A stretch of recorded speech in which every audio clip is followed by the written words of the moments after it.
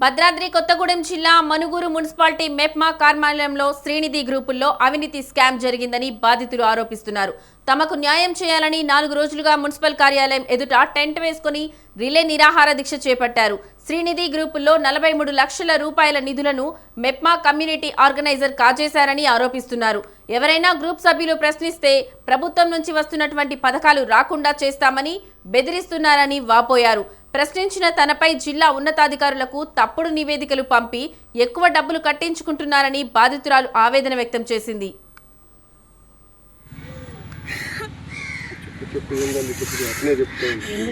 నేను మున్సిపాలిటీ మెప్మాలో గాంధీనగర్కి ఆర్పీగా పనిచేశాను.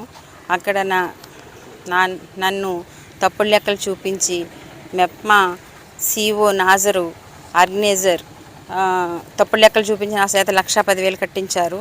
కట్టిస్తే నేను తిన్న డబ్బులు నా చేత ఎందుకు కట్టించావని నేను కొత్తగూడెం మెప్మా ఆఫీస్కి వెళ్ళాను.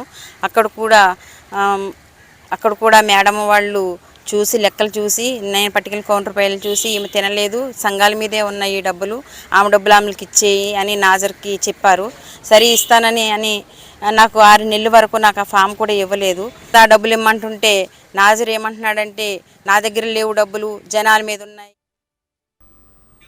హన్మకొండ జిల్లాలో పోలీసులు దారుణంగా ప్రవర్తించారు. సుబేదారి పోలీస్ స్టేషన్లో మైనర్లపై పోలీసులు కేసు నమోదు చేశారు. హన్మకొండ రామ్నగర్ టవర్స్ లో కారుకు గీతలు గీశారని 8 మంది చిన్నారులపై ఎస్ఐ గాలిబ్ ఎఫ్ఐఆర్ నమోదు చేశారు. మైనర్లతో సహా వారి తల్లిదండ్రులను కేసుతో భయభ్రాంతులకు గురి చేశారు. ఓ కానిస్టేబుల్ పోలీస్ అధికారి ప్రోద్బలంతోనే కేసు నమోదు చేసినట్లు ప్రచారం జరుగుతోంది. సుబేదారి పోలీసుల వైఖరిపై జిల్లాలో తీవ్ర విమర్శలు వెల్లువెత్తుతున్నాయి.